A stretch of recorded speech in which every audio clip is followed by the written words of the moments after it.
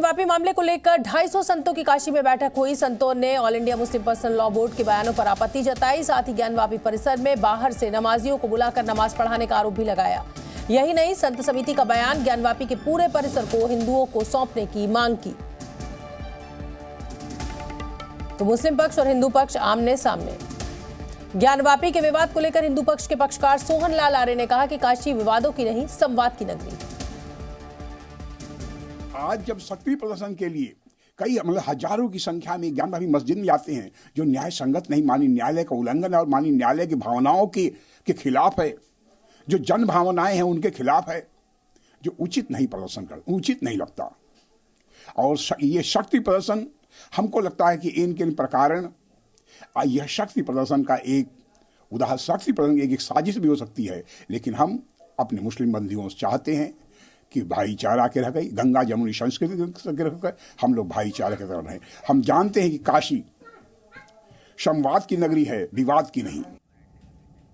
सोहन लाल आर्य को आपने सुना, उनका कहना है कि काशी संवाद की नगरी है, संग्राम की नहीं। लेकिन मुसलमान पक्ष जो है, मुस्लिम पक्ष, वो हाईकोर्ट पहुंचा और व्यास का जो तहखाना है उसमें पूजा पाठ से इनकार करने से हाईकोर्ट ने मना कर दिया। तो उसके बाद मुस्लिम पक्ष काफ़ी जिसे कहा जाए निराश नजर आया। इलाहाबाद हाईकोर्ट में आज की सुनवाई पूरी हुई और मस्जिद कमेटी को आज हाईकोर्ट से कोई राहत नहीं मिली। और उसके बाद AIMPLB ने भी कहा कि हमारा न्याय के ऊपर से विश्वास उठ रहा है, ज्ञानवापी स्थित तहखाने में पूजा पाठ जारी रहेगा। इसको लेकर मुस्लिम पक्ष ने आपत्ति जताई है। 6 फरवरी को अब हाईकोर्ट में अगली सुनवाई होगी इस पूरे मसले को लेकर। उधर साधु संतों का कहना है कि ज्ञानवापी मस्जिद में बाहर से मुसलमान को बुलाकर नमाज पढ़वाई जा रही है और ये पूरा जो परिसर है ये हिंदुओं को सौंप दिया जाना चाहिए।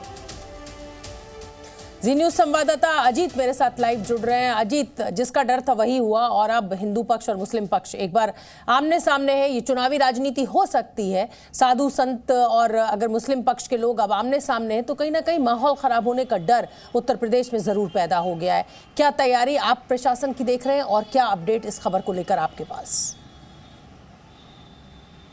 देखिए, बिल्कुल शोभना, आपने सही बात कही कि दोनों पक्ष आमने सामने हो गए। एक तरफ मौलाना मदनी और AI जो दूसरा संगठन है वो लगातार बयान दे रहा है और कह रहा है कि 20 करोड़ मुसलमानों का अपमान है और अदालत ने फैसला ठीक नहीं किया। दूसरी तरफ जो संत समाज है उन्होंने बैठक की और बड़ी संख्या में काशी में बैठक की। उनका कहना है कि अगर हमें पूरा ज्ञानव्यापी नहीं सौंपेंगे तो हम उसे ले लेंगे। इलाहाबाद हाईकोर्ट ने एक तरफ ये कह दिया कि नहीं, जो है 6 फरवरी को सुनवाई होगी। पूजा के अधिकार पर ना स्टे लगाया, ना रोक लगाई और ना ही कोई बात की, ना इनकी जिरे सुनी। अब उत्तर प्रदेश में दो स्थिति खराब ना हो, कानून व्यवस्था बनी रही, इसको लेकर उत्तर प्रदेश के DGP जो कार्यवाहक DGP है प्रशांत कुमार, सुबह ही उन्होंने कहा कि कहीं भी किसी तरह की हो, चाहे नमाज पढ़ने की बात हो या चाहे सिक्योरिटी रीजन की हो, पूरी व्यवस्था पूरे वाराणसी में बंद का ऐलान है शोभना जी। और चप्पे चप्पे पर जमीन से लेकर आसमान तक ड्रोन से निगरानी की जा रही है। तो अब हर जिले में जिले के कप्तान और DM को कहा गया है कि पेट्रोलिंग बढ़ा दी जाए। जहां भी आपको लगता है कि स्थिति बिगड़ सकती है वहां बैरिकेटिंग की जाए। RAF जो पैरामिलिट्री फोर्स है उसको लगाया गया। तो अब ये मामला और बढ़ेगा आगे, क्योंकि अब ये थमने वाला नहीं। अभी 6 फरवरी को सुनवाई होगी, उससे पहले दोनों ही पक्ष आमने सामने आ गए हैं। मौलाना मदनी सीधे एक तरफ अपना बयान दे रहे हैं, हिंदू पक्ष के जो संत समाज है वो अपना बयान दे रहे हैं और जो अदालती कार्रवाई है उसका अनुपालन करने में जो वाराणसी का प्रशासन है, जो सरकार है, वो लगी है। मुख्यमंत्री की तरफ से भी जो ACS होम है और इसके अलावा जो DGP हैं उनको हर दिन अपडेट लिया जा रहा है। अगर चुनावी चश्मे से इस पूरे प्रकरण को देखा जाए तो जैसे ही मुस्लिम पक्ष की बैठक होनी शुरू होती है या AIMPLB कोई भी बयान देता है जो आक्रामक हो या जो अपने उनके हक में हो, तो कहीं ना कहीं ध्रुवीकरण शुरू हो जाता है। और मुझे लगता है कि जब ध्रुवीकरण शुरू होता है तो फायदा राजनीतिक दलों को होता है।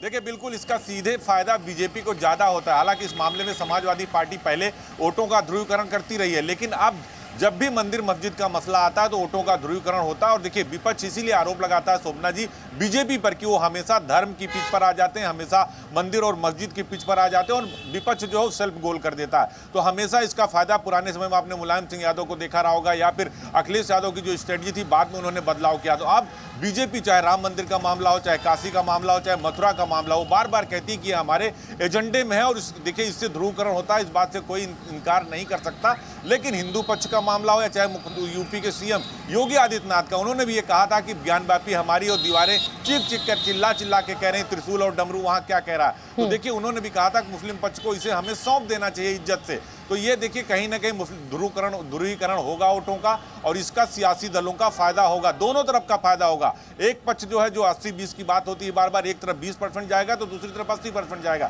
लेकिन ज्यादा फायदा भारतीय जनता पार्टी को होता है। शोभना बिल्कुल ठीक। जी न्यूज़।